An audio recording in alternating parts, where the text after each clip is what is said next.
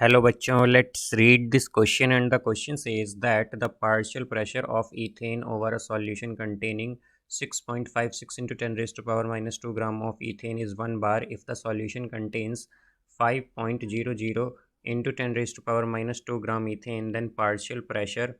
Now let's see the options. Option A 1.312 bar, option B 1.0 bar, option C 0.762 bar and option D 0.912 बार। तो आइए अब इस question को यहाँ पर हम सॉल्व कर लेते हैं। इस क्वेश्चन में कहा गया है कि जो पार्शियल प्रेशर है इथेन का over a solution containing 6.56 and into 10 raise to power minus 2 gram ethane वो है 1 बार, और जो सॉल्यूशन है वो जो कंटेन करता है 5.00 into 10 raise to power minus 2 gram ethane, हमें उसका पार्शियल प्रेशर बताना है। तो यहाँ पर हम की कॉन्सेप्ट यूज़ करेंगे, concept that according to Henry's law, according to Henry's law, the solubility of a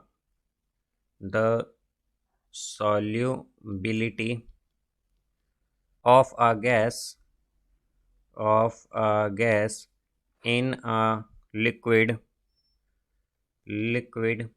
is directly proportional to the pressure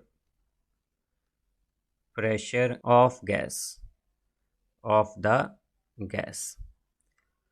तो हमारे पास हेनरीज लॉ के अकॉर्डिंग क्या होता है कि जो सॉल्युबिलिटी होती है वो एक गैस की एक लिक्विड में वो डायरेक्टली प्रोपोर्शनल होती है प्रेशर ऑफ द गैस के।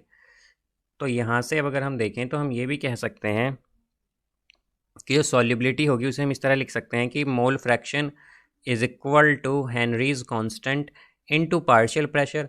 तो एक्स यहाँ पर क्या किसे रिप्रेजेंट कर रहा है, मोल फ्रैक्शन को and K H Henry's constant है जैसा कि हम जानते हैं, और पी क्या है, पी है यहाँ पर पार्शियल प्रेशर। अब यहाँ से हम अगर देखें तो मोल फ्रैक्शन जो है वो क्या होता है, प्रोपोर्शनल होता है मास ऑफ गैस के।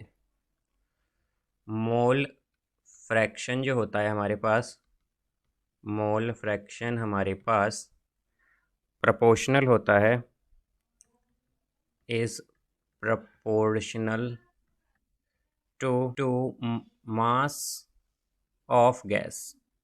मास ऑफ गैस जो होता है उसके प्रोपोर्शनल होता है हमारा मोल फ्रैक्शन। अब हमारे पास तो इससे हम क्या कह सकते हैं कि अगर हम देखें तो जो मोल फ्रैक्शन था हमारा वो क्या था, वो इक्वल था Henrys constant into partial pressure के। तो बेसिकली अगर हम देखें तो ये भी कह सकते हैं हम कि मोल फ्रैक्शन जो है वो डायरेक्टली प्रोपोर्शनल किसके है, पार्शियल प्रेशर के, बिकॉज के एच तो यहाँ पर ये हेनरीज कांस्टेंट है। तो यहाँ से अगर हम इस स्टेटमेंट को भी लें कि mole fraction is proportional to mass of gas, तो हम इन दोनों को कंबाइन करके, इन दोनों स्टेटमेंट को कंबाइन करके क्या कह सकते हैं कि partial pressure is directly proportional to mass of gas, because हमारे पास जो मोल फ्रैक्शन था वो किसके डायरेक्टली प्रोपोर्शनल था, यहाँ पर पार्शियल प्रेशर के। बिकॉज के एच तो यहाँ पर कांस्टेंट है, तो यहाँ पर बेसिकली क्या हो गया, मोल फ्रैक्शन जो है हमारा वो प्रोपोर्शनल हो गया पार्शियल प्रेशर के, और मोल फ्रैक्शन जो है वो प्रोपोर्शनल होता है मास ऑफ गैस के। तो इसलिए हम कह सकते हैं कि पार्शियल प्रेशर प्रोपोर्शनल है मास के। तो अगर ये प्रोपोर्शनल है मास के पार्शियल प्रेशर, तो हम क्या कहेंगे कि P2 बाई P1 जो होगा हमारे पास वो इक्वल होगा M2 बाई M1 के। ये हमारे पास फॉर्मूला होता है डायरेक्ट। अब यहाँ से हम अगर देखें तो P2 तो बेसिकली पार्शियल प्रेशर जो है वो सेकंड कंडीशन के लिए है या सेकंड सॉल्यूशन के लिए। तो P2 हमें बेसिकली यहाँ पर क्या करना है, फाइंड करना है। M2 अगर हम देखें तो M2 क्या है यहाँ पर, ये है हमारे पास 5.00 into 10 raise to power minus 2 gram, 5.00 into 10 raise to power minus 2 gram. तो यहाँ से अब अगर हम देखें तो हमारे पास P1 क्या होगा, P1 होगा हमारे पास partial pressure for first solution क्या है यहाँ पर, यह है 1 बार, और मास क्या है, मास है फर्स्ट सॉल्यूशन के लिए यहाँ पर 6.56 into 10 raise to power minus 2 gram, ये है हमारे पास। अब ये वैल्यूज़ अगर हम पुट कर दें तो क्या आएगा, P2 बाई P1। तो P1 की वैल्यू क्या है, P1 की वैल्यू 1 बार है, तो इसे हम 1 ही रखेंगे।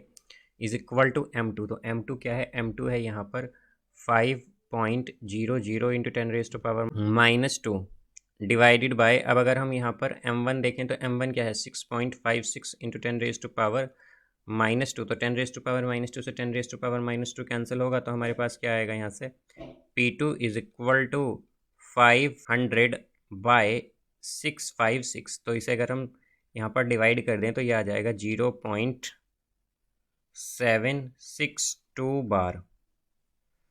तो यहाँ पर हमारे पास जो सेकंड सॉल्यूशन के लिए पार्शियल प्रेशर होगा वो क्या होगा, 0.762 बार। तो इसका करेक्ट आंसर होगा यहाँ पर ऑप्शन सी, 0.762 बार।